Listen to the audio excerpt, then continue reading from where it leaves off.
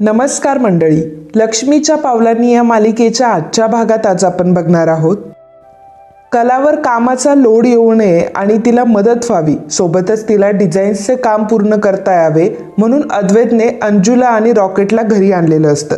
आता ही गोष्ट सरोजला आवडलेली नसते, त्यामुळे सरोज तिथून रागाने निघून आलेली असते. सरोजच्या मागोमाग रोहिणी देखील येते. तर रोहिणी आता सरोजच्या रूममध्ये येऊन सरोजला म्हणत असते की अगं काय हे सरोज वहिनी, तू अशी कशी निघून आली? अगं तू तिथे उभं राहून चांगलं खडसवायला पाहिजे होतं. अगं वहिनी, तू प्रत्येक वेळी अशी गप्प बसतेस ना, त्यामुळे जास्त प्रकरण चिघळतं. आता मला सांग की तू नोकरांना कामावरनं काढून टाकलं आणि अद्वैत त्यांना कामावर परत घेऊन आला, याचा अर्थ काय होतो? याचा अर्थ हाच होतो ना की तुझा अपमान झालाय.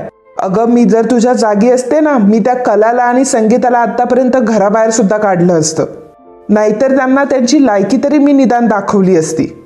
सरोज म्हणते की हे बघ रोहिणी, मला आता या क्षणी कोणाशीच काही बोलायचं नाहीये. रोहिणी म्हणते की हो हो हो, तू ना अशीच बस, तू काही बोलूच नको कोणाला.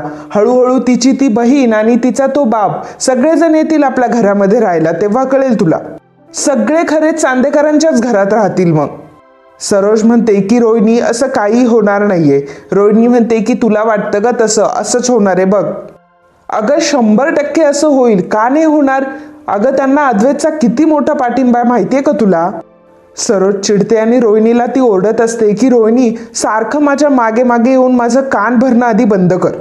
हे बघ, देवाने मला बुद्धीही दिली आणि डोळेही दिले, त्यामुळे इथे जे काही घडतंय ना ते मला चांगलंच कळतंय. आणि सारखं सारखं येऊन मला पिना मारणं आधी बंद कर आणि माझ्या खोलीतून प्लीज तू निघून जा. रोहिणी म्हणते की हो हो हो, नेहमी माझंच चुकतं माहितीये मला, आणि तसंही आपलं समजून मी तुझ्याकडे बोलायला येते तुझ्या खोलीत, आणि तू सरोज वहिनी मला असं हकलते. आता तर मी तुझ्या मदतीला येणारच नाही, तुझं तूच बघ. असं म्हणून रोहिणी तिथून रागाने निघून जाते. संगीता आणि कला बोलत असताना रॉकेट तिथं सामान घेऊन आलेलं असतो. रॉकेट कलाला सांगतो की कलाताई, हे घे तू सांगितलेलं सामान आणि उरलेले पैसे. कला रॉकेटला म्हणत असते की रॉकेट, खरं सांगू, जेव्हापासून तू आलायस ना तेव्हापासून मला अगदी हलकं हलकं वाटतंय. सगळ्या कामाचा लोडच गेला रे माझ्या. पण मला सांग रॉकेट, तू इथे असा अचानक कसा काय आला रे? संगीता म्हणते की हो ना, मलाही तोच प्रश्न पडलाय. म्हणजे चांदेकरांच्या घरामध्ये इतके नोकर चाकर आहे, मग तुला कसं काय इथं बोलवलं? तुझा कसा काय नंबर लागला इथे? रॉकेट म्हणतो की या सगळ्या गोष्टीचं श्रेय जातं फक्त आणि फक्त दाजींना. संगीता मुद्दाम पुन्हा रॉकेटला विचारते की कोणाला म्हणाला तू? तेव्हा रॉकेट म्हणतो की दाजींना. संगीता कलाकडे बघत असते. मग रॉकेट सांगू लागतो की अगं कलाताई, आपण नाही का गणपतीच्या मूर्ती बनवत होतो तेव्हा दाजी सुद्धा होते ना आपल्यासोबत. मग तेव्हा मी त्यांना म्हटलं होतं की जर एखादं काम असेल, तुमचे एवढे दुकानं आहेत, घर आहे तुमचं एवढं मोठं, जर एखादं काम असेल तर सांगा मला द्या एखाद्या कामाला लावून, असं मी दाजींना म्हटलं होतं आणि म्हणून दाजींनी माझं हे काम केलं. संगीता म्हणते की अरे तुला काही कमी कामं आहेत का? अरे स्वतःच्या घरामध्ये तू काम करतो, त्यानंतर आपल्या मिसळीच्या स्टॉलवर येऊन कामं करतो, तुला काही कामं कमी आहेत का? मग रॉकेट सांगू लागतो की तसं नाही ग मावशे, जेव्हापासून जगदंबा भांडार बंद झालं तेव्हापासून माझं काम गेलं, त्यामुळे मी दुसरं काम शोधत होतो. आणि काळजी करू नको हा, मिसळीच्या स्टॉलवर मी जाणार. आणि मलाही जरा पैशांची चणचण झाली म्हणून मी दाजींना म्हटलं होतं माझ्यासाठी काम बघा. दाजींनी बरोबर लक्षात ठेवलं बरं का की मी त्यांना त्या दिवशी म्हटलेलं होतं. बरोबर त्यांनी मला कामावर ठेवलं आणि त्यांनी मला हेही सांगितलं की तू जर इथे काम केलं तर तुला मिसळीच्या स्टॉलवर पण काम करता येईल. कला रॉकेटला म्हणते की रॉकेट, खरंच सॉरी, माझ्यामुळे तुझं काम गेलं ना? रॉकेट म्हणतो की अगं ताई, त्याच्यात तुझी काय चूक आहे? तुझी त्याच्यात काहीच चूक नाही. आणि तशी ही देवाची करणी बघ ना, मला तुझ्या दुकानातलं माझं तुझ्या दुकानातलं काम गेलं, परंतु दाजींनी मला इथं तुझ्या घरीच कामाला ठेवलं. आता मी तुझ्यासोबत राहूनच काम करणार की. आता माझ्या पैशांची सुद्धा चणचण गेली बघ, आता काही प्रॉब्लेमच राहिला नाही मला. खरंच दाजी म्हणजे एकदम भला माणूस आहे बरं का. दाजी म्हणजे एवढा मोठा माणूस, एवढ्या मोठ्या माणसाने ह्या गरीबाचं एवढंसं म्हणणं लक्षात ठेवलं, अजून काय पाहिजे ह्या गरीबाला? मग संगीता कलाला ऐकवणूक करत असते की खरंच अद्वैतराव म्हणजे खूप भला माणूस, लोकांची मदत करतो, लोकांना बघतो, गोरगरिबांची सेवा करतो. खरंच रॉकेट अगदी लाखात एक आहे बरं का माझा जावई. रॉकेट म्हणतो की हो ना, मला तर अजिबात वाटलं नव्हतं बरं का की दाजी एवढा चांगला माणूस असेल म्हणून, परंतु दाजी म्हणजे लाखात एक माणूस निघाला. संगीता पुन्हा विचारते की काय म्हटला रे रॉकेट तू? तेव्हा रॉकेट म्हणतो की लाखात एक माणूस आहे दाजी म्हणजे. मग कला म्हणते झालं तुमचं, झालं का? आई तू एकटी कमी होती का? आता हा रॉकेट पण आलाय मला हा त्रास द्यायला आणि तुझ्या जावईची बाजू घ्यायला. कला म्हणते की मग आता तर तुम्ही दोघं एकाच टीम मध्ये आले, चाचा. तेव्हा संगीता विचारते की चाचा म्हणजे काय? कला म्हणते की चांगला चांदेकर टीम. पण रॉकेट तुला खरं सांगू का, तुला काम मिळालं, खरंच मला या गोष्टीचा खूप आनंद झाला. तर मंडळी, तुमच्यापैकी काही असे आहेत की जे रोज आपला व्हिडिओ बघतात तरी अजून त्यांनी चॅनलला सबस्क्राईब केलेलं नाहीये. त्यामुळे माझी त्यांना विनंती आहे की प्लीज तुम्ही चॅनलला सबस्क्राईब करा आणि बेल आयकॉनवरही क्लिक करा, जेणेकरून आम्ही जेव्हा कधी व्हिडिओ अपलोड करू त्याचे नोटिफिकेशन तुम्हाला मिळतील. सोबतच व्हिडिओला लाईक देखील करा आणि हा व्हिडिओ शेवटपर्यंत नक्की बघा. धन्यवाद. तर अद्वैत हा रूममध्ये काम करत बसलेला असतो. कला तिथे त्याच्यासाठी कॉफी घेऊन येते. आता कला कॉफी घेऊन आल्यावर कला अद्वैतच्या समोर बसते त्याच्या बेडवर. तेव्हा अद्वैत लगेच तिला म्हणतो की उठ उठ उठ उठ. कला म्हणते की काय झालं चांदेकर? अद्वैत म्हणतो की तू माझ्या एरियामध्ये बसली, तुझा एरिया कुठे आहे? बेडच्या तिकडच्या साईडला, तू तिकडे बसायचं, माझ्या एरियात बसायचं नाही. कला म्हणते की चांदेकर तुला खरं सांगू का, मला आधी वाटत होतं की तू डोक्यावर पडलायस, परंतु आज मात्र माझी खात्री पटली बरं का. अद्वैत म्हणतो की नियम तो नियम असतो, शेवटी नियम हा पाळलाच गेला पाहिजे. कला म्हणते की गप्प बस, ते सगळं रात्री झोपण्यापुरतं होतं, उगाचच विषय वाढवू नकोस. अद्वैत म्हणतो की काय खरे, याला काय अर्थ आहे? तुझा शब्द तुला स्वतःलाच पाळता येत नाहीये. कला म्हणते की काय बोलतोय चांदेकर तू? अद्वैत म्हणतो की हो मग तू तर हेच म्हटली होती ना की मी माझा शब्द पाळेल, नाही पाळला तर मी हे करेल ते करेल. आणि आता जर तू माझ्या एरियामध्ये आहे आणि मी तुझ्यावर हल्ला केलाय तर त्यात चुकीचं काय आहे? कला म्हणते की चांदेकर काय चाललंय तुझं, ते फक्त रात्रीचे नियम आहेत आपले. अद्वैत म्हणतो की दिवसा, सकाळी, रात्री, पहाटे, अमावस्येला, पौर्णिमेला, कधी पण नियम हा फक्त नियमच असतो आणि तू माझी बाउंड्री लाईन अजिबात क्रॉस करायची नाही, असं म्हणून तो कलाला ढकलून देतो. कला मात्र रागाने त्याच्याकडे बघत असते. खरं तर कला त्याला थँक्स बोलण्यासाठी आलेली असते की त्याने रॉकेटला घरी आणलं आणि त्यासाठी कॉफी पण घेऊन आलेली असते, परंतु अद्वैतने तिचा सगळा मूड स्पॉइल करून टाकलेला असतो. तर इकडे रोहिणी ही रूममध्ये बसलेली असते आणि मग संगीता कामावरून पटकन रूममध्ये येते. तिला आंघोळ करायची असते, रेडी व्हायचं असतं. मग संगीता तिची बॅग काढते आणि त्या बॅगेतून साडी काढायला लागते, तर तिची साडी फाटलेली असते. ते बघून संगीताला मोठा धक्का बसतो. रोहिणी मात्र गालातल्या गालात हसत असते, कारण प्रताप तर तिथेच असतात. संगीताला आता खूप टेन्शन येतं. बरं, संगीता दुसरी साडी पाहायला जाते तर संगीताची दुसरीही साडी फाटलेली असते.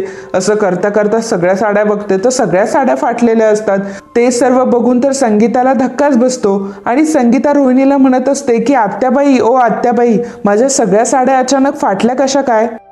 रोहिणी म्हणते की ओ गॉड, अहो कलाने तुम्हाला सांगितलं नाही का, माझ्या रूममध्ये खूप उंदीर आहेत. अहो त्या उंदरांनी तर माझ्या किती नवीन नवीन साड्या फाडल्यात. तुम्ही तुमच्या बॅगेला नीट झिप लावली नव्हती का? संगीता म्हणते की हो, ते मी आता बघितलं की झिप लावली होती, पण मी ती अर्धवट आता उघडी होती. रोहिणी म्हणते की हो, म्हणूनच आता जर माझी साडी फाटली तर मी नवीन 10 साड्या घेऊ शकते, परंतु तुमचं तसं नाहीये. मी काय म्हणते, तुम्ही अजिबात रिस्क घेऊ नका. तुम्ही तुमची बॅग उचला आणि डायरेक्टली स्टोर रूम मध्ये नाही तर दुसरं कुठेतरी जा.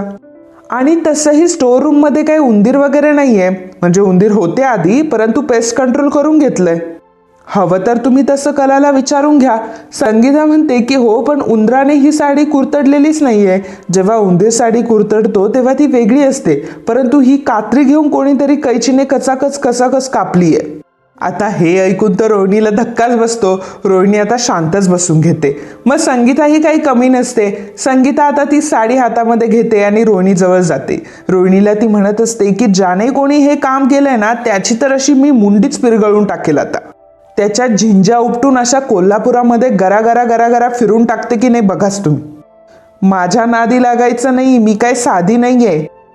जो कोणी असेल ना त्याला असं साडीसारखं झटकीन आणि वाळत घालीन, मग त्याला कळेल की कोण आहे मी ते. रोहिणी म्हणते की गप्प बसावं, आमच्याच घरामध्ये एवढं सगळं ऐकून घेण्याची सवय नाहीये मला. संगीता म्हणते की पण मी तुम्हाला कुठं म्हटले? मी तर आपलं ज्याने कोणी केलंय ना त्याला चेचन असं म्हणते. रोहिणी म्हणते की हे बघा, माझ्या बेडरूममध्ये उभं राहून बोलताय की नाही तुम्ही, या सगळ्या गोष्टीचा मला त्रास होतोय. मग संगीता मनामध्ये विचार करू लागते की आत्याबाईंना का बरं एवढ्या मिरच्या झोंबताय, त्यांनीच तर हे सगळं केलं नसेल ना. तेवढ्यातच रोहिणीला कॉल येतो, त्यामुळे रोहिणी आता बाहेर निघून जाते. संगीता आता म्हणते की काय करू मी आता, की यांनी माझ्या सगळ्या साड्या फाडून ठेवल्याय. बरं, आता आमची परिस्थिती एवढी चांगली नाही की मी यांना सांगेल की मला 4-5 साड्या घेऊन द्या. काय करू मी आता, आल्या दिवसापासून बघते की ही बाई माझ्याशी किती वाईट वागते. आणि मग संगीताला एक आयडिया सुचते. संगीता खुश होते आणि तिथून निघून जाते. कला अद्वैतला म्हणते की चांदेकर, किती खडूस आहेस रे तू. अरे, मी तुला थँक्यू म्हणायला आले होते की तू आमच्या रॉकेटला नोकरी दिलीस, पण काय करणार, तुझ्याशी जर कोणी चांगलं वागलं तर तुलाच ते पचत नाही. अद्वैत तिला म्हणतो की मला काय पचतं आणि काय नाही पचत हे तू मला नको शिकवस. मी अगदी काहीही पचवू शकतो, कारण मी अद्वैत चांदेकर आहे. कला म्हणते की ओ चांदेकर, नुसते ओट्स खाऊन आणि ब्लॅक कॉफी पिऊन पचनाची शक्ती काय वाढत नाही. अद्वैत म्हणतो की काय असतं ना, जेव्हा बोलायला आपल्याकडे मुद्दे नसतात ना, तेव्हा माणसाचं मग असं होतं. आणि मी काय तुझ्याकडनं थँक्यू वगैरे एक्सपेक्ट केलं नव्हतं आणि कधी करणार पण नाही. त्यामुळे प्लीज तू जरा गप्प बसशील का. निदान आता मी महत्वाच्या कामावर तरी माझा फोकस करू शकतो. मी काय हे तुझ्यासाठी नाही केलंय. तुझं बाकीच्या कामाकडे लक्ष कमी असेल आणि डिझाईनकडे जास्त असेल, म्हणून मी हे सगळं केलंय. कला म्हणते की हो, मग तसंही अद्वैत चांदेकर माझ्यासाठी काय, इतरांसाठी काय, कोणासाठी काहीच करू शकत नाही. तसंही तो जे काही करतो ते स्वतःसाठीच करतो. तुला फक्त इतरांना बोलता येतं, तुला फक्त दुसऱ्यांची बौद्धिक पातळी काढता येते, या व्यतिरिक्त तुला दुसरं काही जमत नाही. अद्वैत म्हणतो की नक्की काय म्हणायचंय तुला, कळत नाहीये मला. कला म्हणते की नाही रे, तुला नाही कळणार गोष्टी, कारण तुझ्या बुद्धीची तेवढी पोचच नाहीये. चांदेकर, तुझं जे हे रूप आहे ना, हे फक्त माझ्या आईने बघायला पाहिजे, म्हणजे तिला कळेल खरा की अद्वैत चांदेकर कसा माणूस आहे ते. अद्वैत म्हणतो की तुझ्या आईला चांगलंच माहिती आहे की मी कसा माणूस आहे, प्रॉब्लेम तुझाच आहे, तुलाच कळलो नाही अजून मी. कला म्हणते की नाही, जगात कोणाला कळलंय की नाही मला माहित नाही, परंतु मला मात्र तू पुरता कळलायस. बरं झालं चांदेकर, तू मला थँक्यू म्हणू दिलं नाही, कारण मी जर तुला थँक्यू म्हटले असते ना तर पुन्हा मीच पस्तावले असते. आगाऊ कुठला, असं म्हणून कला तिथून निघून जाते, तर अद्वैतही तिला अति आगाऊ म्हणतो. तर इकडे संगीताने रोहिणीची साडी नेसलेली असते आणि रोहिणीला जाऊन ती धडकते. रोहिणी म्हणते की मिसेस खरे, काय करताय तुम्ही, तुम्हाला बघून चालता येत नाही का. संगीता म्हणते की माफ करा विहीनबाई. तेव्हा रोहिणी म्हणते की विहीनबाई नाही, रोहिणी म्हणा मला फक्त. रोहिणीचं मग लक्ष जातं संगीताच्या अंगावर तर तिचीच साडी असते आणि मग ती विचारते की तुम्ही माझी साडी नेसलात का. संगीता म्हणते की हो, मग काय करणार, शेवटी उंदराने माझ्यावर परिस्थितीच तशी आणली. आता उंदराने तर माझ्या सगळ्या साड्या फाडल्या, मग मी कशी काय बाहेर येणार बरं. रोहिणी म्हणते की म्हणून काय तुम्ही माझी साडी नेसलात का. संगीता म्हणते की मग काय करणार होते मी, खाली जाऊन मी आबाजींना सांगणार होते का की तुमच्या खोलीत जेव्हापासून आले तेव्हापासून माझ्या साड्या फाटल्यात म्हणून. बरं, काय बोलले असते ते, आणि मग हेही मी त्यांना सांगू शकत नाही की तुमच्या खोलीत किती उंदीर येते. कसं वाटेल ते सांगायला आत्याबाईंच्या खोलीत उंदीर आहेत म्हणून. पण तुम्ही म्हणत असाल ना तर मी आत्ता जाते आणि आबाजींना सांगते, सांगू का. मग रोहिणी घाबरते आणि म्हणते की नको, तुम्ही काही सांगू नका, मी बघते डॅडला काय सांगायचं ते. रोहिणी तिथून निघून गेल्यावर संगीता हसत असते आणि म्हणत असते की एवढी पण काही खास साडी नाहीये, तशी माझ्याकडे एक साडी आहे, तीच मी नेसते. तर इकडे सर्वजण हॉलमध्ये बसलेले असतात, तेव्हा कला सर्वांना चहा देते. संगीताही तिथे येते. कला संगीताला म्हणते की आई, आपल्याला आता तयारी करावी लागेल, दिवाळी आता तोंडावर आली आणि रॉकेटही आहे आपल्या मदतीला. आबा कलाला म्हणतात की कला, तू वेळ वाया घालू नको, उद्या तुझा पहिलाच दिवाळी सण आहे, त्यामुळे पहाटे लवकर उठायचं आणि लगेच घरामध्ये दिवे वगैरे लावायचे आणि मग त्यानंतर अभ्यंग स्नान होईल. अभ्यंग स्नान म्हणजे नवऱ्याला तेल आणि उटणं लावून चोळायचं आणि मग नंतर अंघोळ घालायची. म्हणजे लवकर उठायचं हे तुला आणि अद्वैतला सांगायला नको, परंतु राहुल आणि नैना, तुम्हाला माहिती आहे ना उद्या लवकर उठायचे, वेळेत तुम्ही मला इथं हवेत. आणि एक लक्षात ठेवा, नवऱ्याला तेल आणि उटण्याने रगडायचं, त्या गोष्टीने नवरा बायकोमध्ये अजून प्रेम वाढतं, आलं ना लक्षात तुमच्या. सर्वजण मान डोलवतात. मग आबा सांगतात की त्यानंतर पाडवा आहे, पाडव्याला अगदी घसघशीत गिफ्ट मागायचं नवऱ्याकडनं. मग नैना म्हणते की आबा, घसघशीत मध्ये काय काय येतं. संगीता म्हणते की झालं, बोललीस आता तू. तेव्हा नैना म्हणते की अगं मम्मा, अशी काय करते, आबा तर आत्ताच म्हणाले ना. तो बायकोचा काहीतरी हक्क असतो म्हणून आबा म्हणतात की बरोबर बोललीस तू, नवऱ्याकडून काहीतरी भक्कम काहीतरी मागून घ्या. कला आणि संगीता किचनमध्ये निघून जातात तर रजनी म्हणत असते की काय मग नवऱ्यांनो, बायकोसाठी आत्ताच काहीतरी खणखणीत घेऊन ठेवा. आता मग अद्वैत मुद्दाम कलाकडे येतो कारण तिथे सरोजही उभी असते. अद्वैत कलाला म्हणत असतो की काय मग खरे, काय प्लॅन आहे उद्याचा. तेव्हा कला म्हणते की काय प्लॅन. अद्वैत म्हणतो की अगं आता आबा काय म्हटले ऐकलं ना तू. कला म्हणते की अच्छा गिफ्टचं, नाही विचार नाही केलाय अजून. अद्वैत म्हणतो की नाही त्याच्या आधी तुला नवऱ्याची सेवा करायची आहे. खरं तर तू खूप भाग्यवान आहे की तुला मी सेवा करून देतोय. या सगळ्या सणांतून तू काहीतरी शिकायला हवं. शेवटी नवऱ्याची सेवा करणे म्हणजे आपली परंपरा आहे. नवऱ्याची सेवा जर केली ना तर कुठेतरी आपल्याला देव पावतो असं म्हणतात. काय मग मिसेस खरे, बरोबर बोललो ना मी. तेव्हा संगीता म्हणते की हो जावई बापू, तुम्ही अगदी बरोबर बोललात. मी काय म्हणते, कलाकडनं तुम्ही चांगलंच तेल आणि उटण्याने स्वतःला रगडून घ्या आणि मग काय ती ओवाळणी द्या. अद्वैत म्हणतो की हो मग रिच्युअल्स तर सगळे पाळले गेले पाहिजे. संगीता म्हणते की हो मग, आणि शेवटी दिवाळी सुद्धा आहे. कला म्हणते की हो मग, दिवाळी आहे म्हटल्यावर करायलाच पाहिजे सगळं. दिवाळी आहे, दिवे लागले जातात, अकलेचे पण दिवे लागतात त्यांचे. संगीता कलाला जोराचा फटका मारते आणि म्हणते की लय बोललीस हा तू आता. जावई बापू जे काय म्हणताय ते ऐक. आणि जावई बापू तुम्ही सुद्धा, जोपर्यंत ती तुमची चांगली मालिश करत नाही ना तोपर्यंत तिला ओवाळणी देऊ नका. कला अद्वैतला म्हणते की मी तुला आणि उठणं तेल लावणार, वाट बघ. अद्वैत तिला हळूच म्हणतो की बघ मग मी काय करतो ते. मग अद्वैत आता चालायला लागतो आणि मुद्दामच त्याचा पाय अचकलाय असं नाटकं करायला लागतो, ओरडायला लागतो. संगीता लगेच तिथे येते, म्हणते की काय झालं जावई बापू. अद्वैत म्हणतो की काही नाही, पायाला जरा गोळे आलेत माझ्या. काय असतं, दिवसभर उभं राहून कधी कधी काम करावं लागतं, त्यामुळे त्रास होतो पायांना हो. नाही तुम्ही काही काळजी करू नका, एखादी पेनकिलर घेतो, 2-4 तासाने मला बरं वाटेल. संगीता म्हणते की हो एवढ्या तेवढ्या कारणासाठी औषधं कशाला घेताय. मी एक काम करते, तेल गरम करते आणि कलाला वरती पाठवते, म्हणजे ती तुमचे पाय चोळून देईल. अद्वैत मात्र तेव्हा कलाकडे बघून हसत असतो. तेव्हा कलाला अद्वैतचा खूप राग आलेला असतो. त्यानंतर अद्वैत खोलीत निघून जातो. मग संगीता कलाला म्हणत असते की कले, आता तू एक काम करायचं, तेल गरम करून देते तुला, जायचं वरती आणि जावई बापूंच्या पायांना चोळू द्यायचं. कला संगीताला म्हणते की आई प्लीज मला असले कामं सांगू नकोस हा, मी अजिबात नाही करणार आहे. संगीता म्हणते की ते काही नाही, तुला करावंच लागेल. अगं जावई बापू किती करतात तुझ्यासाठी, आणि तुला बरं वाटावं म्हणून नोकर सुद्धा घेऊन आलेत ते. अगं जावई बापू तुझ्या किती सुखाचा विचार करतात. एवढंच काय तर तुला गादीवर झोपायला सुद्धा त्यांनी दिलं. आता तुझ्या बाबांचे जेव्हा पाय दुखतात तेव्हा रोज रातच्याला मी नाही का पाय चोळून देत त्यांचे. कला संगीताला म्हणते की आई तो तुझा जावई आहे, माझा नवरा नाही येतो, त्यामुळे तुला पुळका आहे त्याचा तूच दे पाय सोडून. तेव्हा संगीता म्हणते की मी तुला विचारत नाहीये, मी तुला सांगते, गप गुमान जाऊन तेल लाव, असं म्हणून ती कलाकडे तेलाची वाटी सरकवते.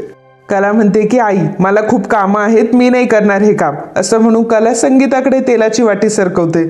मग संगीता कलाला म्हणते की कले आपली पैंज विसरली वाटतं तू, आणि मग ती कलाकडे वाटी सरकवते. आता कला काही बोलू शकत नसते, म्हणते की दे चल, जाते आणि लावते तुझ्या जावई बापूंना तेल. आई तूच जरा विचार कर ना, आई तू माझी आहेस आणि पुळका तुला तुझ्या जावई बापूंचा, काही अर्थ आहे का या गोष्टीला. मग कला तिथून निघून जाते तर अद्वैत खोलीमध्ये बसलेला असतो. कला येताना दिसते, लगेच पाय पुढे करतो आणि म्हणतो की बापरे खूप पाय दुखताय माझे. कला तिथे येते आणि अद्वैतला विचारते की हे काय होतं. अद्वैत म्हणतो की काय नाही, जे काही करशील ते नीट कर. कला म्हणते की नाही ते मी करणारच आहे, परंतु मला सांग की मसाज करायला तुझ्या हद्दीत आलेलं चालेल ना तुला. अद्वैत म्हणतो की नाही एक सेकंद, असं म्हणून अद्वैत कलाच्या साईडने पाय करतो. तेव्हा कला त्याला म्हणत असते की चांदेकर काय चाललंय तुझं, पाय इकडे घे बरं आधी. आता संगीता डोकून बघत असते त्या दोघांचं. कला अद्वैतवर ओरडत असते, त्यामुळे संगीताला खूप राग येत असतो कलाचा. कला अद्वैतला म्हणते की मसाज तुला हवाय ना, मग मी तुझ्या हद्दीत बसणार म्हणजे बसणार. कला तिथे त्याच्या समोर बसते आणि अद्वैतला म्हणते की ती पॅन्ट दुमड आधी, नाहीतर पुन्हा म्हणशील की माझ्या पॅन्टला तेल लावलं म्हणून. मग अद्वैत म्हणतो की ओरडतेस कशाला, करतोय ना मी. अद्वैत पॅन्ट दुमडतो. कला विचार करत असते की किती राजा महाराजांसारखे मला ऑर्डर सोडतोय हा. मग कला आता अद्वैतच्या पायावर तेल लावून देत असते आणि जोरात अद्वैतचा पाय दाबते. तर अद्वैत जोराने ओरडतो. कला म्हणते की काय आलं. अद्वैत म्हणतो की हळूहळू पाय दाबा माझे, नाहीतर मी तुझ्या आईला रिपोर्ट करेल. कला त्याला म्हणते की गप्प बस. मग कला तिचं काम कंटिन्यू करत असते. अद्वैतचे पाय ती दाबून देत असते आणि अद्वैत मस्तपैकी फील घेत असतो सगळ्या गोष्टीचा. त्या दोघांना बघून संगीता मात्र खुश होत असते. आणि मित्रांनो, आजचा हा भाग इथेच संपतो. पुढील भागात आपल्याला बघायला मिळणार आहे कलाने अद्वैतला कामाला लावलेलं असतं आणि अद्वैतकडून ती चकल्या करून घेत असते. अद्वैत चकल्या फिरवायच्या सोडून मानच फिरवत असतो. ते बघून कला त्याला म्हणत असते की चांदेकर, चकल्या फिरवताना हात फिरवायचा असतो, मान नसते फिरवायची. तेव्हा संगीता म्हणते की अगं तूही जावई बापूंना मदत कर आणि सणाचा फराळ जर जोडीने केला ना तर अजून रंगत येते. अद्वैत कलाला म्हणत असतो की हे अति आगाऊ, अगं मान गोल गोल फिरून माझी मान दुखायला लागली, आता हात कसा फिरवायचा ते सांग ना मला. मग कला खाली उतरते आणि मग कला आता अद्वैतला चकली कशी बनवायची ते शिकवत असते. दोघंही मिळून चकली बनवत असतात. तर मित्रांनो, आजच्या या भागाबद्दल तुम्हाला काय वाटलं आम्हाला नक्की कळवा. And if you like my video please do subscribe, share and comment. Thank you. मित्रांनो, लवकरच आम्ही तुम्हा सर्वांसाठी एक नवीन सरप्राईज घेऊन येतोय. येत्या 2-3 दिवसामध्ये ते सरप्राईज नक्की काय असणार आहे हे मी तुम्हाला सांगणार आहे. तोपर्यंत तुम्ही गेस करायचे की सरप्राईज नक्की काय असणार आहे. बघूयात मग कोण परफेक्ट गेस करतंय आणि जे कोणी परफेक्ट गेस करेल त्याला आपण एक आकर्षक गिफ्ट सुद्धा देणार आहोत. कमेंट करून आम्हाला नक्कीच सांगा. धन्यवाद.